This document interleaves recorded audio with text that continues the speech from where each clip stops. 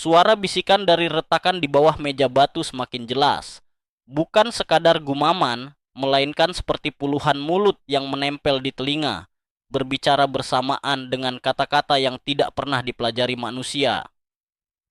Arif menutup telinganya, tapi suara itu tetap menyusup, menembus daging dan tulang. Langsung ke pikirannya.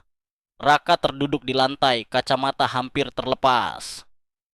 Aku, aku dengar suara ayahku, katanya terbata, wajahnya pucat. Tapi dia sudah meninggal 2 tahun lalu. Sari menunduk, menggigit bibirnya keras-keras, menahan air mata. Aku dengar ibuku. Dia bilang jangan tinggalkan aku sendirian di sini. Arif membuka mata, menatap meja batu. Retakan di tengahnya semakin melebar. Cahaya merah kehitaman berputar di bawah sana seperti pusaran yang memanggil. Lalu, tiba-tiba, buku di tangannya membuka sendiri. Halaman itu menampilkan wajah Sumarno, ayah Arif. Tapi bukan wajah ayah yang ia kenal. Setengahnya penuh luka gosong, mata kiri menghitam kosong, dan bibirnya bergerak-gerak meski tidak ada suara keluar. Tidak, Arif terhuyung, air matanya jatuh. Ayah, sosok berjubah hitam bergerak. Ia maju mendekati meja batu, dan untuk pertama kalinya ia menyingkap sedikit kain yang menutupi wajahnya. Cahaya biru pucat dari lilin memperlihatkan kulit yang robek di sana-sini, seolah wajah itu pernah terbelah, lalu disatukan kembali secara paksa. Setengahnya manusia, setengahnya bayangan. Dari mulutnya yang separuh rusak keluar suara parau dalam bahasa yang terdengar seperti campuran jeritan dan doa. Tukar, jaga, bayar ruangan bergetar. Simbol-simbol di dinding bercahaya terang, seolah darah mengalir di dalamnya. Retakan di lantai semakin melebar, dan dari dalamnya muncul tangan-tangan hitam, kurus, meraih ke atas. Mereka tidak menyentuh Arif atau Raka, melainkan hanya menggapai-gapai udara, seperti orang tenggelam mencari pegangan. Ini gila! Raka berteriak, ia meraih lengan Arif, menariknya menjauh.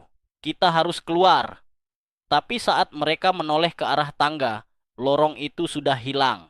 Yang ada hanya dinding batu penuh ukiran yang terus berdenyut.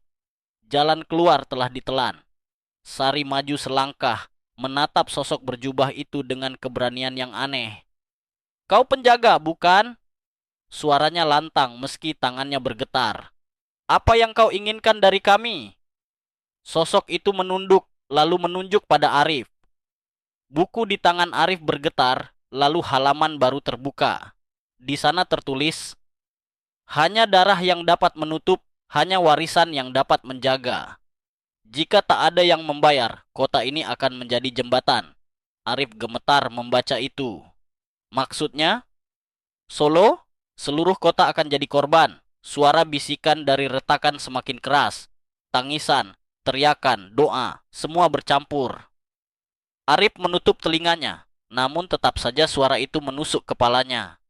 Tiba-tiba ia merasa seperti terhisap ke dalam buku. Matanya melihat bayangan masa lalu. Ribuan orang berlarian di jalan Solo, bukan demo seperti malam ini, tapi pemandangan lama, berabad-abad lalu.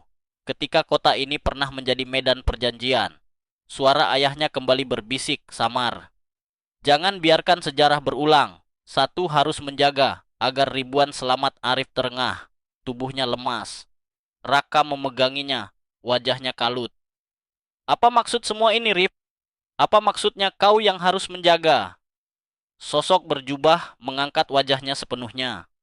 Kali ini jelas, wajah itu setengah manusia dan setengahnya lagi adalah wajah ayah Arif, tetapi rusak, hancur, seperti bayangan buruk dari orang yang ia cintai. Arif membeku, dadanya sesak. Tidak mungkin. Ayah, suaranya pecah. Sosok itu mengangguk perlahan. Dan di detik itu, Arif sadar. Ayahnya bukan hanya mati sebagai korban. Ayahnya adalah penjaga sebelumnya, orang yang membayar dengan dirinya sendiri agar pintu tetap tertutup. Kini, giliran rahasia itu turun padanya. Tangisan Sari pecah. Raka marah, menendang meja batu, meski itu tak berguna. Ini jebakan. Kita tidak akan biarkan kau sendirian, Rip. Namun buku di tangan Arif memaksa halaman terakhir terbuka. Di sana tertulis jelas dengan huruf yang menyala merah. Pilih sekarang, jembatan atau penjaga. Jika ragu, pintu akan memilih sendiri. Ruangan bergetar hebat. Tangan-tangan hitam hampir mencapai permukaan meja. Lilin padam satu persatu, menyisakan cahaya merah dari bawah. Dan di tengah kegelapan itu, Arif tahu, keputusan itu akan menentukan nasib ribuan orang di atas sana.